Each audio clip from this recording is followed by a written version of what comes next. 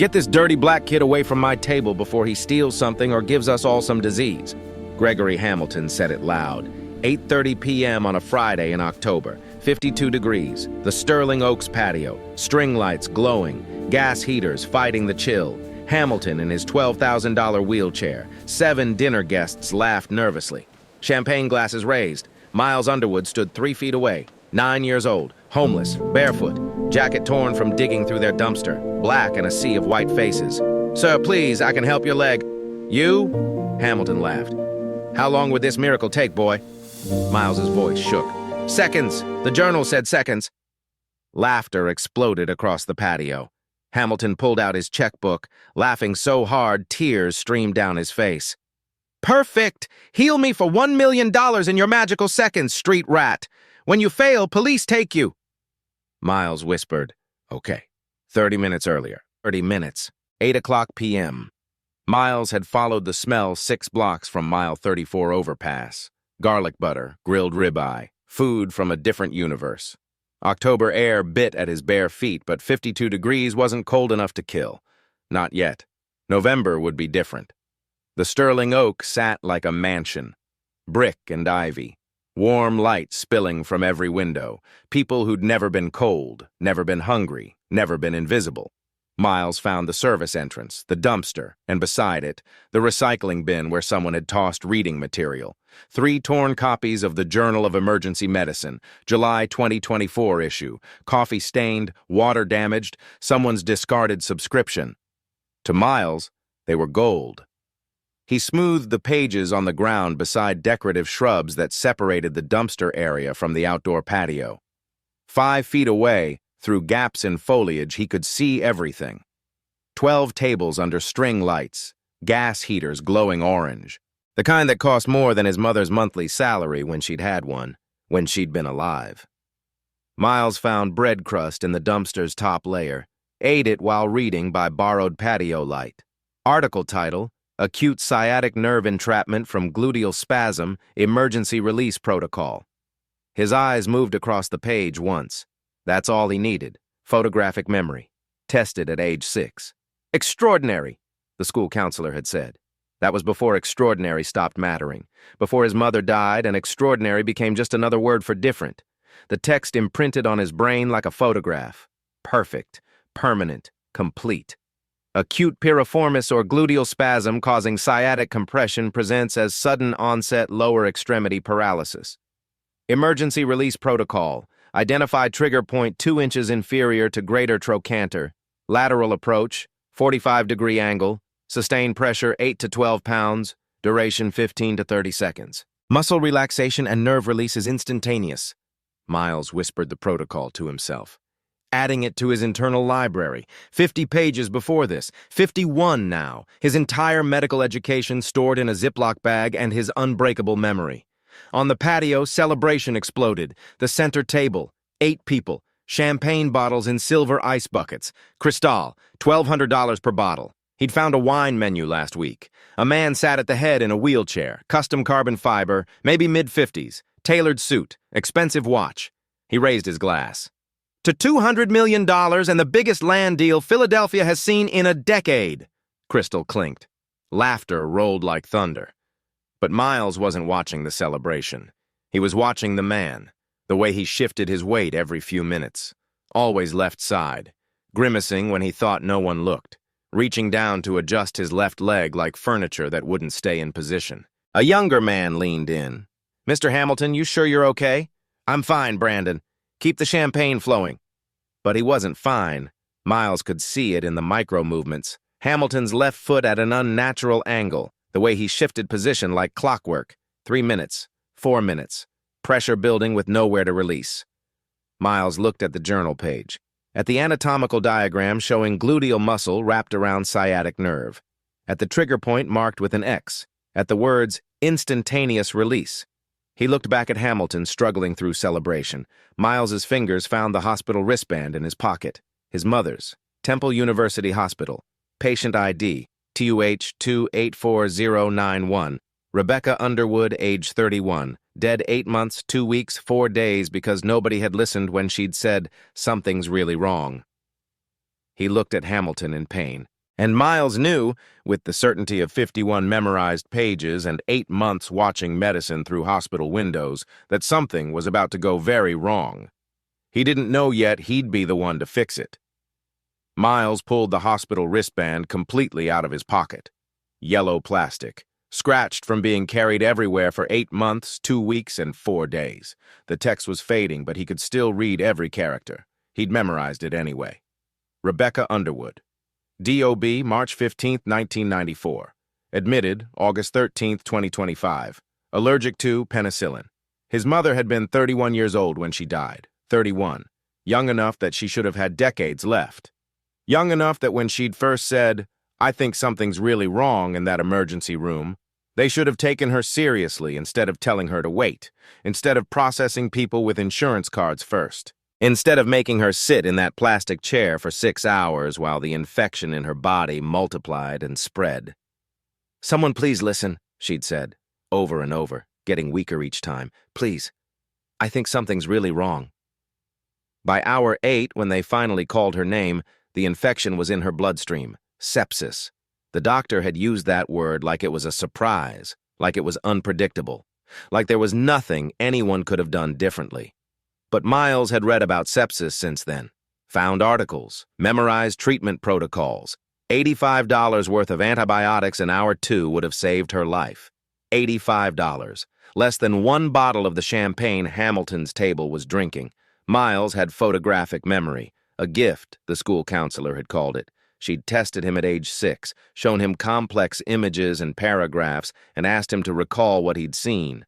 Perfect recall, every single time. She'd called his mother in for a special meeting, used words like extraordinary and gifted and tremendous potential, talked about special programs and opportunities.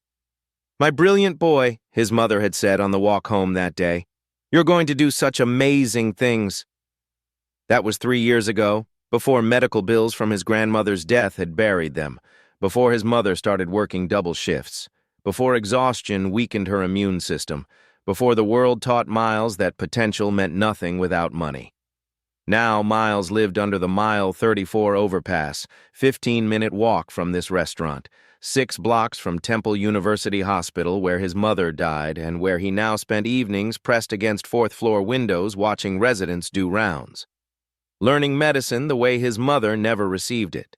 Through observation, through memorization, through desperate determination that nobody else would die unheard. He'd collected 51 pages of medical journals over 8 months, kept them in a Ziploc bag, organized by topic, every page memorized, every diagram traced in his mind. On the patio, everything changed. 8:15 p.m. Hamilton suddenly gasped, dropped his fork. It clattered against china. "Greg!" The woman in her 40s business suit half stood. "What's wrong?" Hamilton's left leg jerked, then locked, completely rigid.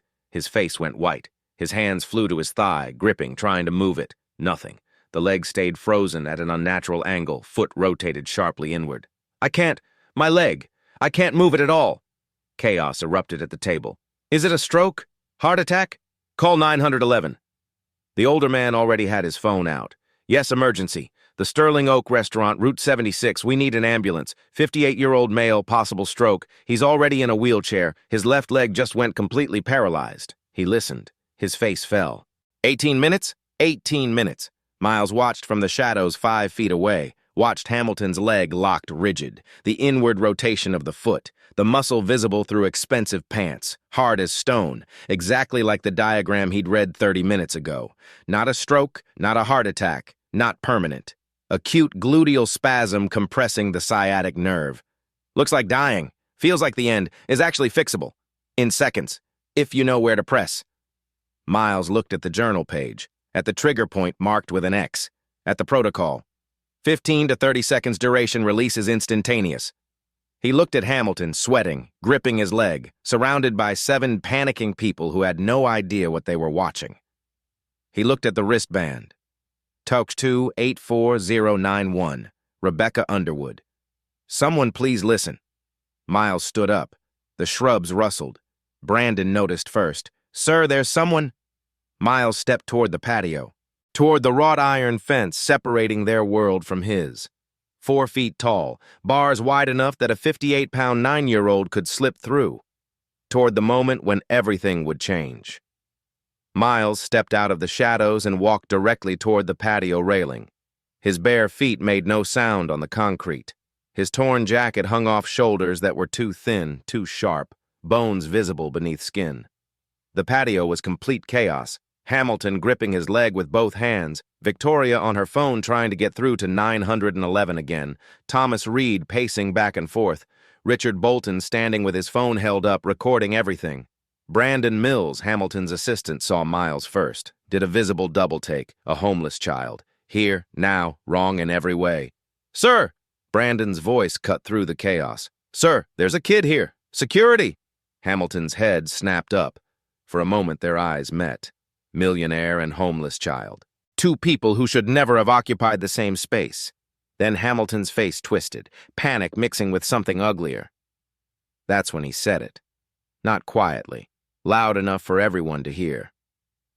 "Get this dirty black kid away from my table before he steals something or gives us all some disease." The words hit like stones. The patio went silent except for jazz piano from speakers. 40 people at 12 tables all turning to stare, eyes categorizing, threat, problem, something to remove. Miles had heard worse. 8 months on the street taught you that, but it still hurt. He focused on Hamilton's leg, on the crisis happening while everyone was distracted by prejudice. "Sir, please, I can help your leg." "Help?" Hamilton laughed, not amused, cruel.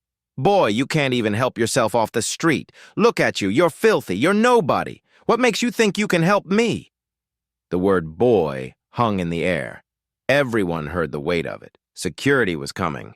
Miles could see the guard through the glass doors. Big man, uniform, maybe 6 seconds away. Miles didn't have time for politeness. Hamilton didn't have time for proper channels. "Your leg is paralyzed because of acute gluteal spasm," Miles said. Voice shaking, but words clear. Medical. "It's not permanent damage. Your muscle is crushing your sciatic nerve. That's why you can't move. But I can fix it." Hamilton stared. Then his expression shifted to something between amusement and contempt. He looked Miles up and down. Homeless black child, torn clothes, bare feet, nothing. "You?" He gestured broadly. "You're going to heal me?" Someone at a nearby table laughed. Nervous. Hamilton's smile was ugly. "Okay, boy, I'll play your game. How long would this miracle take?" Miles's voice shook harder. "Seconds. The journal said seconds. 15 to 30 seconds of pressure and the nerve releases. You'll be able to move again." The laughter exploded. Not just Hamilton's table. Other tables, too. The absurdity of it. A homeless child claiming he could heal a millionaire in seconds. Hamilton laughed so hard, tears streamed down his face. He pulled out his checkbook, slammed it on the white tablecloth hard enough to make silverware jump. "Perfect! This is perfect!" He was still laughing. "Okay, street rat. You want to play doctor? Fine. Heal me for $1 million in your magical seconds. Go ahead. Show us what a homeless little black boy knows that 3 doctors with medical degrees don't know." He leaned forward, smile vicious. "But here's the deal. When you fail, and you will fail because you're making this up, when you fail, security calls the police. They take you away. You spend tonight in juvenile detention instead of whatever bridge you sleep under. You'll have a record. Your life will get so much worse." His voice dropped, threatening. "So think very carefully, boy. Do you really want to try this?" Miles looked at Hamilton's leg, still locked. Rigid security guard now 4 seconds away, 40 people watching, phones out, recording. This would be everywhere in minutes.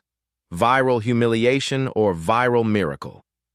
He thought about his mother, about "someone please listen," about $85. About 8 months, sleeping under a bridge while carrying medical knowledge that could save lives if anyone would just let him use it. Miles looked Hamilton in the eyes. "Yes, sir, I still want to try." The security guard's hand landed on Miles's shoulder. Heavy, final. "Okay, kid, you need to—" "Wait!" Hamilton held up a hand, still smiling. "Let him try. I want to watch him fail. I want everyone here to see what happens when people like him try to pretend they're people like us." He gestured grandly. "Go ahead, boy. You've got your seconds. Show me your miracle." Miles climbed through the railing. "Wait, hold on." Richard Bolton stood up, phone in hand like a weapon. Greg, this is insane. We're all witnesses. If this child hurts you, you could be seriously injured. We should wait for the ambulance. The ambulance is still 15 minutes out, Victoria said quietly. And Greg is in serious pain. Pain he'll be in regardless, Thomas interjected.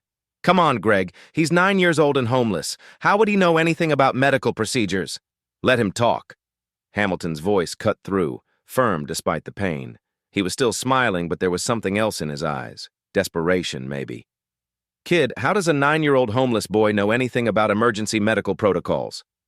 Miles reached slowly into his jacket. Everyone tensed. The security guard's grip tightened on his shoulder. Brandon's hand moved toward his phone. Miles pulled out the Ziploc bag. 51 pages of torn medical journals, water-stained, coffee-ringed, organized with paper clips. He held it up so everyone could see. This is what I've been learning from. 8 months, since my mom died. His voice small but growing steadier. I find journals in recycling bins, in donation boxes, in library trash, behind clinics and hospitals. This one, he pulled out the top pages. I found in your recycling bin 30 minutes ago. He showed them the article. The title visible, the diagram clear. Professional, real. Acute sciatic nerve entrapment from gluteal spasm. Emergency release protocol. Journal of Emergency Medicine. July 2024. It's all here. The symptoms, the diagnosis, the treatment, the exact procedure. Hamilton leaned forward despite the pain. You found that tonight? Just now? Yes, sir. I read it once, one time through. That's all I need. I have photographic memory. They tested me when I was 6 years old. I read something one time and it stays in my head forever. Every word, every picture, everything, forever. Richard scoffed loudly. Greg, come on, Miles interrupted. His voice didn't rise, but it cut clean. Quote, acute piriformis or gluteal spasm causing sciatic compression presents as sudden onset lower extremity paralysis, often misdiagnosed as cerebrovascular accident or radiculopathy in emergency room settings. Emergency release protocol. Identified trigger point 2 inches inferior to greater trochanter. Use lateral approach at 45-degree angle. Apply sustained pressure 8 to 12 pounds per square inch. Maintain constant pressure duration 15 to 30 seconds. Muscle relaxation and nerve release is instantaneous upon successful decompression. End quote. Journal of Emergency Medicine, July 2024, Volume 57, Issue 1, page 234, authors Chen and Rodriguez. Absolute silence. Complete. Total. Miles lowered the page. I remember all of it. All 51 pages in this bag. Every word, every diagram, every protocol. I've been teaching myself medicine because... His voice finally cracked. Because when my mom was dying, nobody listened to her. And I'm never going to let that happen to anyone else if I can help it. Victoria's hand covered her mouth. Her eyes were wet. Hamilton stared at Miles, really looked at him for the first time. Not seeing homeless kid, seeing something else. What do you need me to do? He asked quietly. Stay in your wheelchair, don't move. Miles's voice steadier now, focused. When I press, it's going to hurt more before it gets better. Don't fight me. Don't tense up. Just count with me, okay? Hamilton nodded. Okay. I need to wash my hands first. James the waiter stepped forward. Hand washing station here. He turned on hot water, pumped soap into Miles's hands. Miles scrubbed, methodically, between every finger, under nails, up to wrists. 30 full seconds while everyone watched in silence. Rinsed, dried on his jacket. 8:48 p.m., 5 seconds passed. Miles walked back to Hamilton's wheelchair, knelt beside it. Even kneeling barely came up to armrest height. He looked impossibly small. 58 pounds to maybe 190, 9 to 58, homeless to millionaire. I'm going to find the exact spot first. Tell me if anything hurts. His hands, child-sized, rough from concrete, but surprisingly gentle, moved over Hamilton's hip area, palpating through expensive fabric, feeling for landmarks, greater trochanter, iliac crest, gluteal borders, moving with surprising precision. Right here. Miles's fingers stopped, pressed lightly. Hamilton flinched. Your muscle is extremely tight, like wood. The trigger point is... He adjusted. Here. Brandon had phone out. I'm documenting this, whatever happens. Good, Hamilton said, knuckles white on armrests. Kid, are you sure? Miles positioned both thumbs, 2 inches below hip bone, lateral side of gluteal muscle, exactly where the diagram showed. I'm sure about what I read. I'm sure about the anatomy. Voice got smaller. I've never actually done this before. Only practice finding landmarks on myself. Oh, God, Richard muttered. Do you want to wait? Victoria asked Hamilton gently. Hamilton looked at his leg, locked rigid, looked at Miles. 9 years old, scared but determined, homeless but brilliant. Everything the world said was worthless, offering to save him. No, we're not waiting. Miles, do it. Miles took a breath. When I press, everyone count, out loud. It helps track time, and... He looked up. I'm sorry if this hurts really badly. Just do it, kid. 8:48, 40 seconds. Miles pressed. Not gently. Full pressure, 8 pounds of force, maybe more. Using entire body weight, both thumbs driving into trigger point. 45-degree angle. Hamilton's gasp was sharp, immediate. Jesus Christ, that... Count 1, 1. Victoria's voice joined. Brandon's, Thomas's, Richard's, even nearby tables. 1, 2, 2, 3, 4, 5. Hamilton's breath came ragged. Sweat poured despite 52-degree air. Grip so tight, leather creaked, body rigid with pain. God, I can't. You can. Keep counting. 6, 7, 8. 6, 7, 8.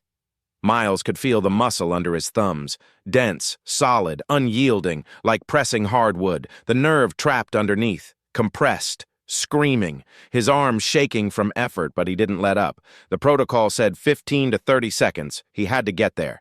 9, 10, 11. Victoria crying, didn't notice. Just counting and crying, mascara running. 9, 10, 11, 12, 13, 14. Hamilton's breathing changed. Faster, shallower, face from white to red, veins on forehead. I can't, this is too much. Almost there. 15, 15. The patio held its breath. 40 people frozen. Watching a 9-year-old homeless child press thumbs into a millionaire's hip while everyone counted like countdown to something impossible. 16, 17. Miles felt it before he heard it. The density change, the muscle shifting, wood becoming something softer, something yielding, something letting go. 8! Pop! The sound was audible, clear, distinct, like cracking knuckles but deeper, fuller, a sound from inside the body that everyone heard. Hamilton's entire body jerked, spine arched, head thrown back, a sound ripped from his throat. Oh my God, oh! 8:48, 58 seconds, 18 seconds of pressure, exactly. Miles stepped back fast, thumbs leaving the point, whole body shaking from effort and adrenaline and fear and hope, nearly fell but caught himself. Hamilton's face transformed, agony to shock to wonder in 3 heartbeats. It's the pain! It's gone! Voice full of disbelief. It's completely gone! I can feel my leg again! Try to move it, Miles whispered. Hamilton stared at his left leg like it belonged to a stranger. Tentatively, scared it wouldn't work, he flexed his toes. They moved. All 5 responding, normal. He rotated his ankle, full range, no pain. He bent his knee, straightened it, bent it again. Normal, just normal. Like 33 minutes of paralysis never happened. The patio exploded, all at once, like a bomb detonating in reverse. People screaming, chairs scraping as everyone jumped up. Someone shouted, "Oh my God," over and over. Phones everywhere, 20, 30, 40 people recording from every angle. Miles stepped back, making himself small, trying to disappear, but Victoria grabbed him, pulled him into a hug so fierce it knocked air out. "You did it," she sobbed. "You actually did it." Hamilton gripped armrests, pushed, arms shaking. He rose, wobbly, uncertain, like a baby learning to walk. But rising, standing, weight on both legs, both working, both holding him. 8:49, 15 seconds. Gregory Hamilton stood for the first time in 6 weeks without pain. He took 1 step, cautious, then another, then another. 4 steps before he stopped, staring at his legs. He turned to Miles, saw him. "How old are you?" Voice cracked. 9. "You're 9 years old." Not a question. Complete disbelief. Voice broke. "You're 9 and you just, in 18 seconds you..." He dropped to his knees, now at Miles's height, eye to eye. Equal to equal, pulled him into a hug, fierce, desperate, sobbing openly. "You gave me my life back. 18 seconds. You're 9 years old and you gave me my life back." Brandon's hands shook, holding phone. "I got it all.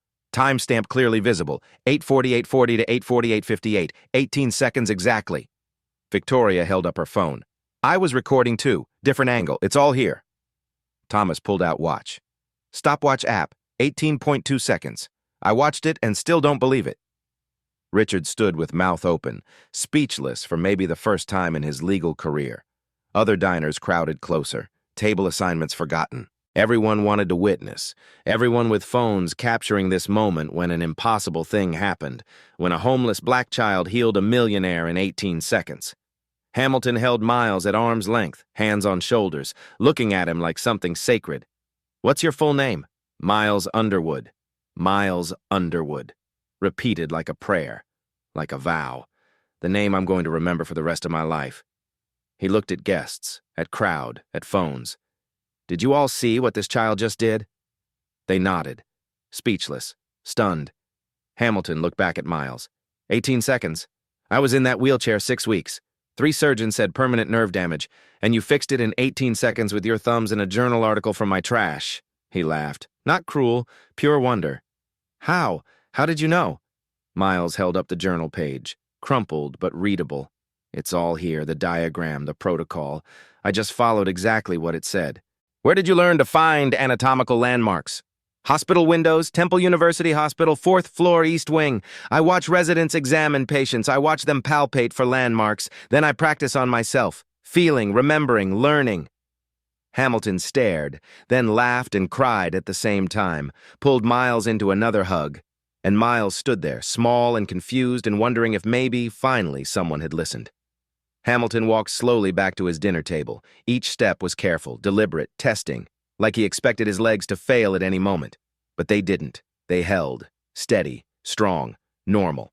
He didn't sit in his wheelchair. He pulled out a regular chair, sat down, first time in 6 weeks. The wheelchair sat empty beside him like a monument to what had been, what was over, what Miles had ended. Hamilton pulled out his checkbook again, opened it, positioned it on white tablecloth, pulled out his pen, pay to the order of Miles Underwood. He wrote it slowly, deliberately. Amount, $1 million, $1 million.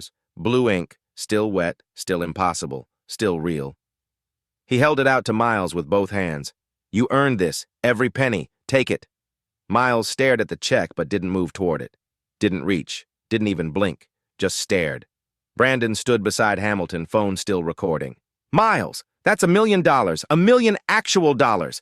That's a house, that's college, that's your entire future. You need to take it right now. Thomas Reed nodded vigorously. Kid, listen, that's life-changing money. You can get off the streets tonight. You can have food and shelter and safety. You can go to a real school, have a real life. Everything changes if you take that check, so please take it. Victoria knelt beside Miles again. Sweetheart, please. You don't have to sleep under a bridge anymore.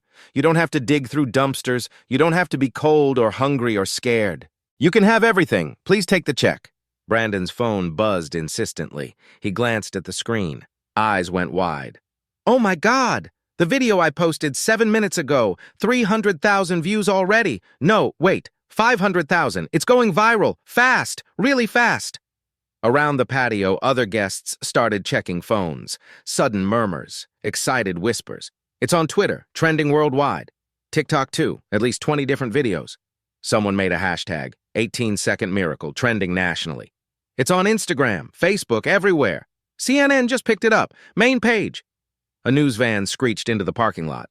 WPVI Action News 6, logo on the side. A woman in her 30s jumped out. Reporter's blazer, microphone with camera crew. Dana Wallace sprinted toward the patio in heels not designed for sprinting. Mr. Hamilton, Dana Wallace, Action News 6. Is it true? Did a 9-year-old homeless child just heal you in under 20 seconds? We're getting videos from multiple sources. Can you confirm? More people started gathering outside the patio fence. Other restaurant patrons, parking lot pedestrians, kitchen staff on breaks, everyone with phones, everyone wanting to witness, everyone wanting to be part of the moment, the story spreading in real time, geometric growth. One video becoming 10, becoming 100, becoming 1,000. Miles still hadn't moved, still staring at the check in Hamilton's outstretched hands. Miles. Hamilton's voice was gentle now, almost pleading, not the voice that had called him a street rat. Please take it. You saved my life. You deserve everything I can give you. Miles spoke so quietly that nearby conversations stopped completely to hear him. I didn't do it for money.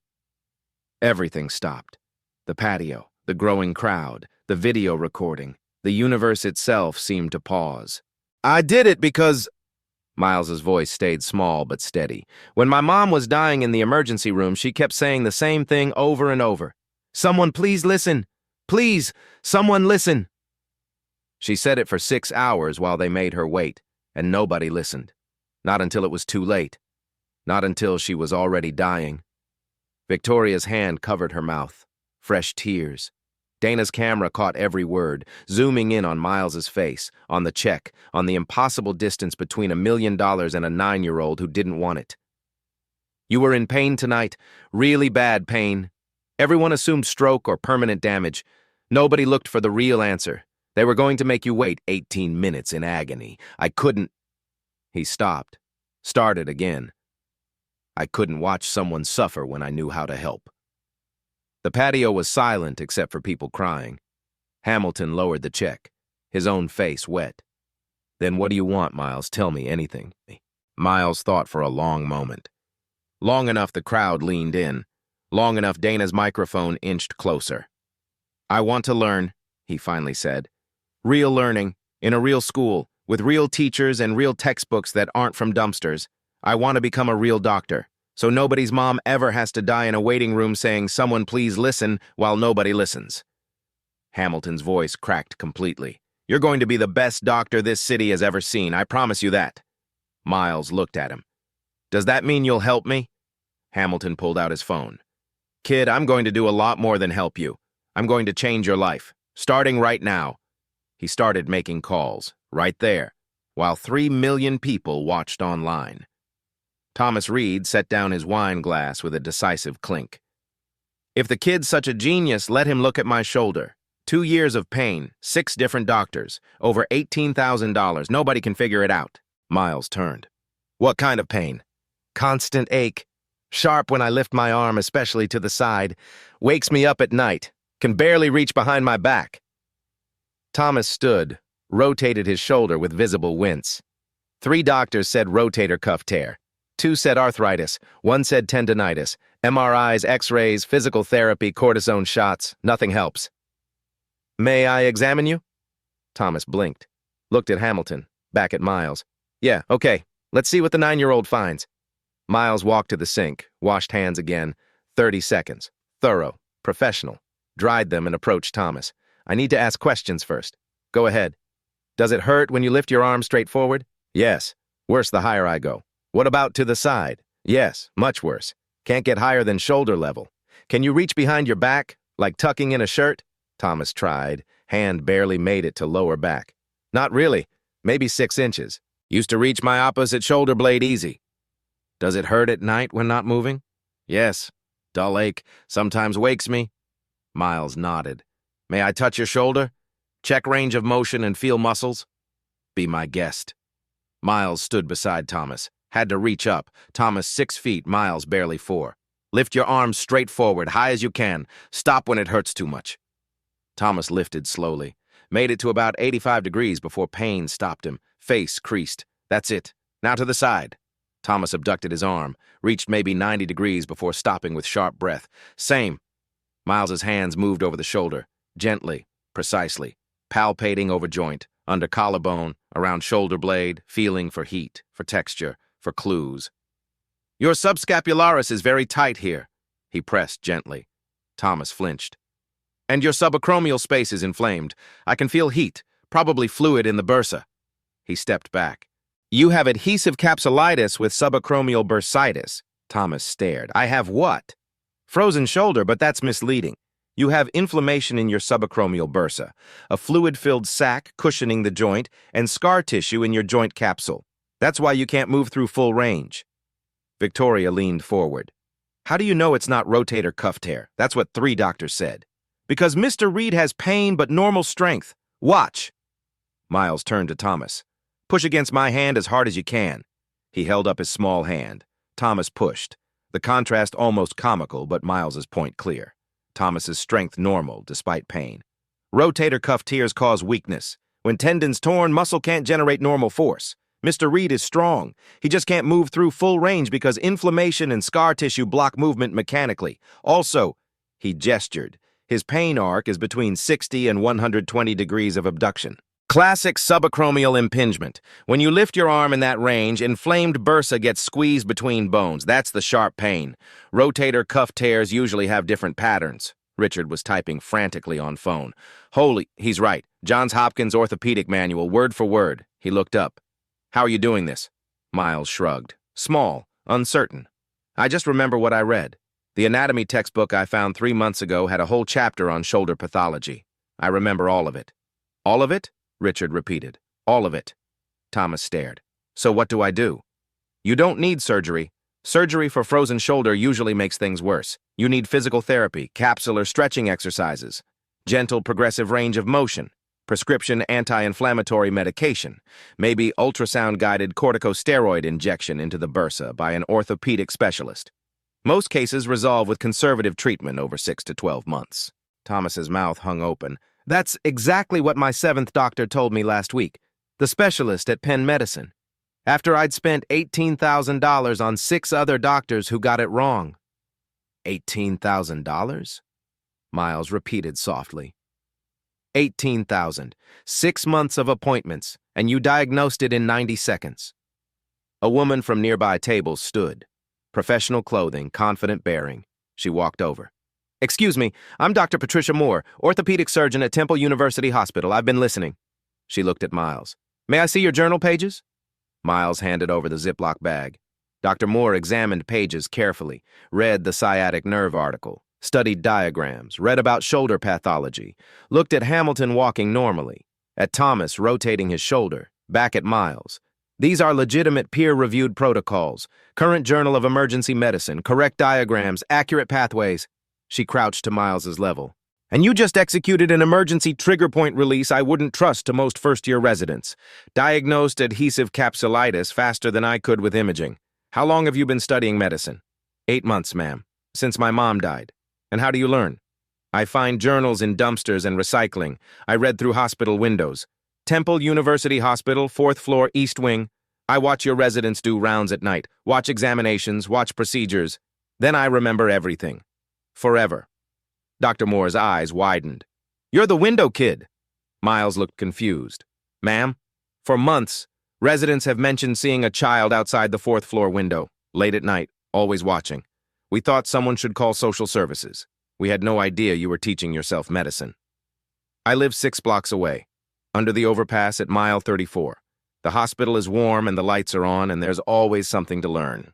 Dr. Moore stood, looked at Hamilton, expression intense. Mr. Hamilton, this mind cannot stay on the street, cannot. I've been an orthopedic surgeon 15 years, taught at Temple 8. I've trained dozens of students and residents, and I have never encountered clinical intuition like this paired with photographic recall and self-taught anatomical knowledge. At 9 years old, this is once-in-a-generation brilliance. Hamilton nodded. Miles's street days are over as of tonight. Good. Because I want him in Temple's medical observation program starting tomorrow. Shadow residents, attend conferences, observe surgeries, learn officially. She looked at Miles. Would you like that? Miles's eyes went wide. Really? You'd let me? Really? Starting tomorrow. I more than agree, Hamilton said. Dr. Moore, whatever you need, paperwork, funding, clearances, you tell me. Dr. Moore extended her hand to Miles. Formal, respectful. He shook it. Small, rough hand and larger professional one, and she smiled. Welcome to Temple University Hospital, Miles. Through the door instead of the window. Miles smiled. Real smile. First one anyone had seen all night. Thank you, he whispered. Hamilton tore the $1 million check in half. Just ripped it. Clean through. Then tore it again. Quarters. Then smaller. Let the pieces flutter to the white tablecloth like expensive confetti. Everyone stared in confusion. Money's not what you need, Hamilton said quietly. Money's easy. Money I have. What you need is a future, a real one, a permanent one that can't be taken away. 9:23 p.m. Hamilton pulled out his phone, put it on speaker so everyone could hear, dialed from memory. It rang twice. Andrew? Greg Hamilton. Sorry to call so late. No, I'm fine. Better than fine, actually. Listen, I'm enrolling a student at Friends Select Monday morning, 9 years old. Miles Underwood. Yes, I'm completely serious. This kid is a genius. Literal genius. Photographic memory. He just diagnosed conditions that stumped multiple doctors. He healed me when 3 surgeons said I'd never walk normally again. Monday morning, 8 a.m. I'll bring him personally. Full scholarship through graduation. Everything. Tuition, books, uniforms, activities, everything. Thank you, Andrew. He hung up without waiting for more questions. Dialed again immediately. Sarah, it's Greg. I need Unit 8B at the Spruce Street building completely furnished by midnight tonight. Yes, tonight. I know it's late. I'll pay triple overtime. Everything. Full furniture for a 9-year-old boy. Bedroom, kitchen fully stocked. Clothes in multiple sizes. I don't know what size he wears. Make it a home, Sarah. Not just an apartment. A real home. Everything a kid needs. This kid's been sleeping under a bridge for 8 months. I want him to walk into something warm and safe. Bill me whatever it costs. Just get it done. You're amazing, Sarah. Thank you. He hung up, dialed a third number. Jim. Greg Hamilton. I need you to draft an education trust first thing Monday morning. Drop everything else. Beneficiary. Miles Underwood. $2 million principal, covering all education expenses through completion of medical school, including undergraduate medical school, residency support, living expenses, books, equipment, everything he might possibly need. Because I'm investing in the best mind I've ever encountered, and I want to make damn sure nothing, absolutely nothing, stands between him and becoming a doctor. I'll send details tomorrow. Just get the paperwork started. Thanks, Jim. He hung up. Looked at Miles, who stood frozen, completely overwhelmed. Victoria knelt beside him again, took his hands gently. Miles, sweetheart, do you understand what Mr. Hamilton just did? Miles shook his head slowly. Not really, ma'am. Victoria smiled through fresh tears. You're going to Friends Select School. That's one of the best private schools in Philadelphia. Maybe the best. You start Monday morning, and you have a home now. A real home. Apartment. Unit 8B on Spruce Street, just 2 blocks from here. Real furniture, real food, real clothes, real everything. Tonight. You're going to sleep in a real bed tonight. But, Miles's voice was tiny, confused. Why? You don't even know me. An hour ago you... He looked at Hamilton. An hour ago you wanted me arrested. Hamilton knelt down, eye level, equal to equal. You're right.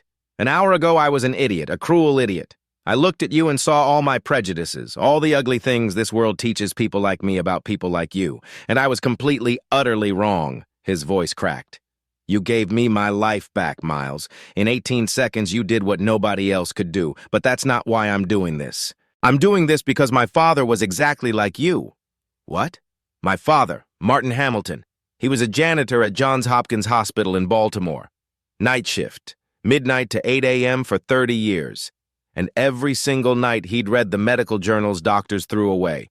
He'd watch procedures through windows. He'd ask doctors questions on smoke breaks. He taught himself medicine exactly the way you're teaching yourself, from trash and windows and pure, desperate determination. Hamilton's tears fell freely.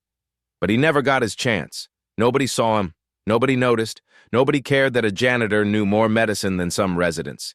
He died at 53, still pushing that mop. Angry at a world that never saw him. I built my entire company swearing I'd never be helpless like he was.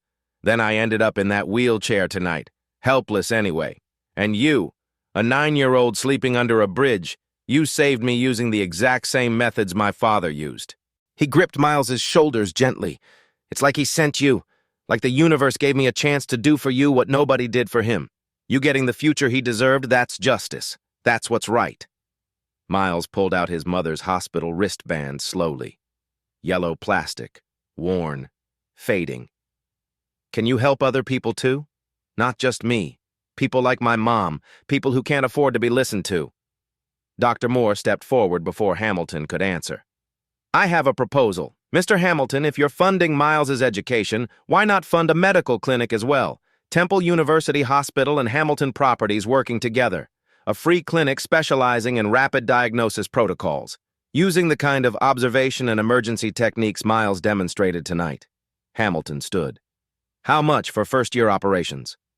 $500,000 would cover adequate staffing, space rental, basic supplies. Done. $500,000 from Hamilton Properties. Wire transfer Monday morning. Dr. Moore smiled. Temple will match with $250,000 plus volunteer medical staff from our residents. Victoria pulled out her phone, typing rapidly. I'm texting my board right now. Williams Development will donate $100,000 as seed funding. Hamilton looked at Miles. We'll name it after your mother. The Rebecca Underwood Memorial Clinic. Opening within a month. Location near mile 34. Serving homeless and underserved populations. People who get overlooked. People like your mom. Miles held out the wristband with shaking hands. This was hers. Temple University Hospital. Patient TH2 84091. She died there. In the waiting room, nobody listening. For 6 hours, nobody listened. He looked up at Hamilton, at Dr. Moore, at Victoria, at everyone watching. Now maybe someone else won't have to wait. Hamilton closed his hand around the wristband, pulled Miles into another hug, fierce, protective. The patio was silent except for the sound of 40 people crying, strangers, witnesses, part of something bigger than themselves. Dana's news camera captured everything. Her live stream counter showing 5 million viewers, the story spreading across Philadelphia, across Pennsylvania, across America, across the world. A 9-year-old homeless boy, a millionaire in a wheelchair, 18 seconds that changed 2 lives and would ripple forward into thousands more. Miles looked up at Hamilton through his tears. Do I really get to go to school Monday? Really, truly? Really, truly, I promise. And sleep inside tonight? Unit 8B, you're home. For as long as you want it. Miles started crying. Finally. 8 months of holding everything together. 8 months of survival mode. 8 months of being invisible and hungry and cold and scared and alone. It all came out in huge, shuddering sobs that shook his small body.